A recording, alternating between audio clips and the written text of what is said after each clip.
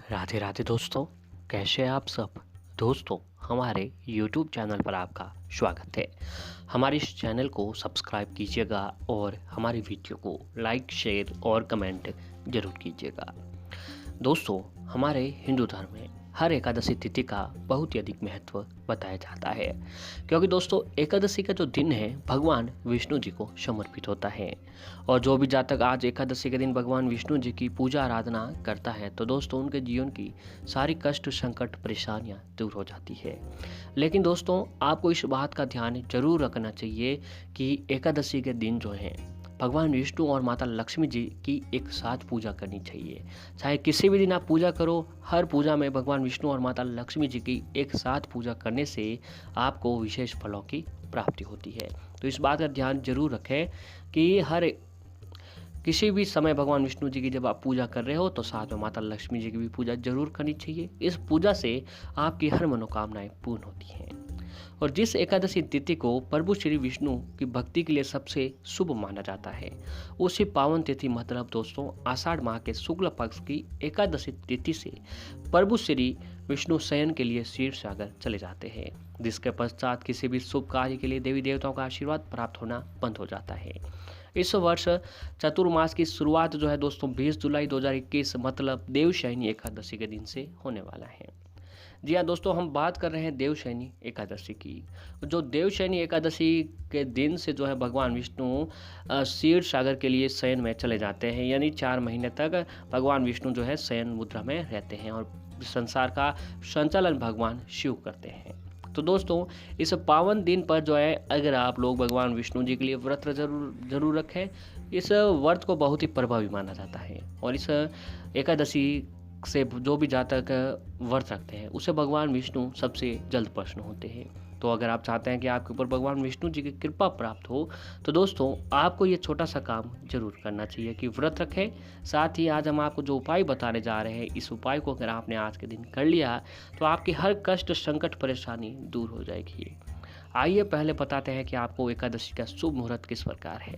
तो एकादशी तिथि जो प्रारंभ होगी दोस्तों वो 19 जुलाई 2021 को रात 9:59 से शुरू हो जाएगी, लगभग 10 बजे के पास में शुरू हो जाएगी।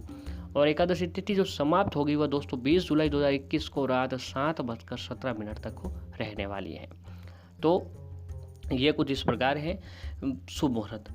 अब आइए दोस्तों आपको पहले बताते हैं कि देवशयनी एकादशी की कथा क्या है, फिर आपको हल्दी से जुड़ा हुआ एक छोटा सा उपाय बताएंगे। वैसे तो दोस्तों हमारे शास्त्रों में कई अनेक उपाय बताए गए हैं जिन्हें करने से विशेष फलों की प्राप्ति होती है, लेकिन आज हम आपको जो उपाय बताएंगे वह हल्दी का उपाय है। इस हल्दी का उपाय अगर आप देवशयनी एकादशी के दिन कर लिया तो दोस्तों आपकी सारे कष्ट, संकट, परेशानियां दूर हो जाएगी। हल्दी हमारे घर पर मिल जाती है और हल्दी भगवान विष्णु जी को सबसे प्रिय होती है, क्योंकि हल्दी का रंग पीला होता है और पीला रंग भगवान विष्णु जी को सबसे प्रिय में से चीज़ों में से एक होता है। तो पहले दोस्तों आपको बता देते हैं एक छोटा सा उपाय, फिर देवशयनी कथा के बारे में आपको बताएंगे, यानी देवशयनी की कथा किस प्रकार है वो भी आपको सुनाएंगे। तो दोस्तों इस बार 20 जुलाई 2021 दिन मंगलवार को जो है देवशयनी एकादशी का पर्व है। यह एकादशी मंगलवार के दिन पड़ने से इसका कारण और भी अधिक बढ़ चुका है, क्योंकि मंगलवार के दिन भगवान हनुमान जी की भी पूजा का दिन करेंगे। आप पूजा करेंगे तो इस शुभ संयोग पर भगवान विष्णु, माता लक्ष्मी जी के साथ हनुमान जी की भी पूजा करें, विशेष फलों की प्राप्ति होगी। फिर दोस्तों इस एकादशी का व्रत करने से व्यक्ति के सभी पापों का नाश होता है और इसके साथ ही धन संपदा में भी वृद्धि होती है। तो आज हम आपको एक हल्दी का छोटा सा उपाय बताने जा रहे हैं जिसे एकादशी के दिन करने से आपके सभी कष्ट दूर होंगे। तो दोस्तों इस उपाय को करने के लिए आपको सबसे पहले एकादशी के दिन सुबह जल्दी उठें और स्नान करें। पर इस बात का ध्यान रखें कि स्नान करने के पानी में थोड़ी सी हल्दी डाल दीजिए। हल्दी भगवान विष्णु जी को बहुत ही प्रिय होती है। इस तरह से स्नान करने से भगवान विष्णु जी की कृपा व्यक्ति पर जरूर प्राप्त होती है। और स्नान के पश्चात दोस्तों पीले रंग के स्वच्छ वस्त्र धारण कर लें। अब आप अपने घर के मंदिर में सामने बैठ जाएं, जहां पर भगवान विष्णु, माता लक्ष्मी जी की एक तस्वीर, एक मूर्ति एक साथ विराजमान होनी चाहिए। अब आपको सातवें मंदिर पर बैठते बैठते वक्त दोस्तों आपको 2 तांबे के लोटे लेने हैं। जो तांबे का पात्र होता है, लोटा जो होता है 2 लेना है। एक लोटे में शुद्ध पानी भर लीजिए, जो पानी आता है वो भर लेना है आपको, जो पीने लायक होता है वो पानी भर देना है। और दूसरे लोटे में जो है दोस्तों आपको गंगा जल डाल देना है। जी हाँ दोस्तों, दूसरे लोटे में गंगा जल और एक लोटे में पानी और एक में गंगा जल। अब दोनों पात्रों में उस लोटों में धीरे दो चुटकी आप या 5-5 चुटकी हल्दी डाल दीजिए। फिर दोस्तों भगवान विष्णु के सामने एक देसी घी का दीपक लगाएं और एक देसी घी का दीपक माता लक्ष्मी जी के समक्ष लगाएं। वैसे दीपक के नीचे चावल रखा जाता है, लेकिन एकादशी के दिन चावल का इस्तेमाल नहीं करना चाहिए। इसीलिए इस दिन एक छोटा सा कपड़ा बिछाकर उसके ऊपर दीपक रख दें। अब एक सुगंधित धूप बत्ती जला दीजिए। दीपक और धूप बत्ती जलाने पर थोड़ी सी हल्दी ले और उसके अंदर जल मिलाएं और उसे भगवान विष्णु को हल्दी का तिलक लगाएं और माता लक्ष्मी जी को हल्दी और कुमकुम का तिलक लगाएं। अब भगवान विष्णु जी को पीले रंग के फूल और मिठाई चढ़ाएं। माता लक्ष्मी जी को भी जो है दूध से बनी यानी जो पीले रंग की मिठाई होती है वो भोग लगा सकते हैं। भोग लगाने के बाद भगवान विष्णु जी को तुलसी दल जरूर चढ़ाएं, क्योंकि दोस्तों तुलसी दल के बिना जो है भगवान विष्णु जी की पूजा अधूरी मानी जाती है, यानी वो पूजा मान्य नहीं होती है। अब एक काम करें, भगवान विष्णु जी के महामंत्र का जाप करें। दोस्तों मंत्र है ओम नमो भगवते वासुदेवाय नमः। ओम नमो भगवते वासुदेवाय नमः। इस मंत्र का 108 बार जाप करें। अब भगवान विष्णु और माता लक्ष्मी से अपने और अपने परिवार की समस्याओं के निराकरण की प्रार्थना करें। जो भी आपकी समस्या है, जो भी आपके कष्ट है, उनको दूर करने की प्रार्थना करें। जो आपकी जो भी मनोकामना है, तो मनोकामना भी आप बोल सकते हैं। इसके बाद एक काम कीजिए कि दोस्तों माता लक्ष्मी जी के महामंत्र का जाप करें। माता लक्ष्मी जी का महामंत्र है ओम श्रीम श्रीये नमः। इस मंत्र का जाप करें। इस मंत्र का जाप करने के बाद आप जो हल्दी का पानी था, जो गंगा जल मिला हुआ था, उस गंगा जल वाली हल्दी को अपने पूरे घर पर छिड़कते हैं। सबसे पहले अपने मुख्य दरवाजे से शुरुआत करें, यानी सबसे पहले हल्दी का जो गंगा जल है वो अपने घर के मुख्य दरवाजे पर छिड़कना है। इसके पश्चात पूरे घर में छिड़क दें। ऐसा करने से दोस्तों क्या होता है कि आपके घर में माता लक्ष्मी जी का घर में स्थायी रूप से निवास करती है। जी हाँ, ये मात्र छोटा सा काम करेंगे तो आपके घर की जो नकारात्मकता है वो खत्म हो जाएगी। और फिर सभी सदस्यों को हल्दी से तिलक लगाएं और जो दूसरा लोटा पानी का बचा था उसके अंदर दोस्तों थोड़ा सा रोली और कुमकुम और चीनी मिलाकर सूर्य देव को अर्घ्य देते दें।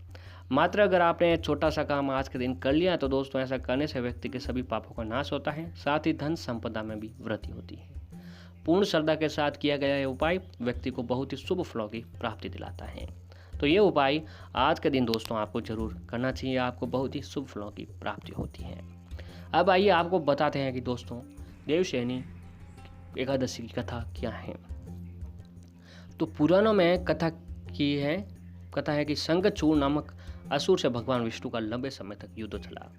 आषाढ़ शुक्ल एकादशी के दिन भगवान ने शंखचूड़ का वध कर दिया और क्षीर सागर में सोने चले गए। शंखचूड़ से मुक्ति दिलाने के कारण देवता ने भगवान विष्णु की विशेष पूजा आराधना की। एक अन्य कथा के अनुसार वामन बनकर भगवान विष्णु ने राजा बलि से 3 पग में तीनों लोकों का अधिकार कर लिया था। राजा बलि को पाताल वापस जाना पड़ा था, लेकिन बलि की भक्ति और उदारता से भगवान वामन मुग्ध थे और भगवान ने बलि से जब वरदान मांगने के लिए कहा तो बलि ने भगवान से कहा कि आप सदैव पाताल में निवास करें। भक्त की इच्छा पूरी करने के लिए भगवान पाताल में रहने लगे। इससे माँ लक्ष्मी दुखी हो गई। भगवान विष्णु जी को वापस बैकुंठ लाने के लिए लक्ष्मी माँ गरीब स्त्री का वेश बनाकर पाताल लोक पहुंची। लक्ष्मी माँ के दीनहीन अवस्था को देखकर बलि ने उन्हें अपनी बहन बना लिया। लक्ष्मी माँ ने बलि से कहा कि अगर तुम अपनी बहन को खुश देखना चाहता हो तो मेरी पति भगवान विष्णु को मेरे साथ बैंकुट विदा कर दो। बलि ने भगवान विष्णु जी को बैंकुट विदा कर दिया, लेकिन वचन दिया कि आषाढ़ शुक्ल एकादशी से कार्तिक शुक्ल एकादशी के दिन तक वह हर साल पाताल में निवास करेंगे। इसलिए इन 4 महीनों में कोई भी शुभ कार्य नहीं किया जाता है। देवशयनी एकादशी के दिन उपवास करके भगवान विष्णु जी की तो दोस्तों ये थी कथा। अब आप देवशयनी एकादशी के दिन उपवास करके भगवान विष्णु जी की प्रतिमा को पंचामृत से स्नान कराएं। इसके पश्चात पीले वस्त्र पीले दुपट्टे से सजाकर श्री हरि की आरती उतारनी चाहिए। भगवान को पान सुपारी अर्पित करने के बाद जो है ओम नमो भगवते वासुदेवाय नमः मंत्र के द्वारा स्तुति करनी चाहिए। ओम नमो भगवते वासुदेवाय दोस्तों जो मंत्र हैं ये बहुत ही प्रभावी मंत्र हैं।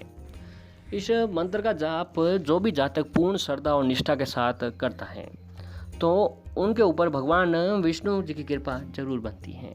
और भगवान विष्णु जो जातक एकादशी के दिन व्रत उपवास रखता है, उनके ऊपर उनकी कृपा जरूर बनती है। पूर्ण श्रद्धा और निष्ठा के साथ अगर जो भी जातक भगवान विष्णु जी की अगर आज के दिन पूजा करता है माता लक्ष्मी जी के समेत, तो उनके जो धन संबंधी परेशानी है वह माता लक्ष्मी जी दूर कर देती हैं, और जो भी नकारात्मक तक कष्ट है, शारीरिक रोग, शोक, दुख, दर्द है, वह भगवान विष्णु दूर कर देते हैं। तो दोस्तों, इन सभी उपायों को अगर आप आज के दिन करते हैं तो आपको बहुत ही शुभ फलों की प्राप्ति होती है। जीवन में जो भी संकट, कष्ट, परेशानियां आपके चली आ रही हैं, वह भगवान विष्णु और माता लक्ष्मी जी की कृपा से दूर होती है।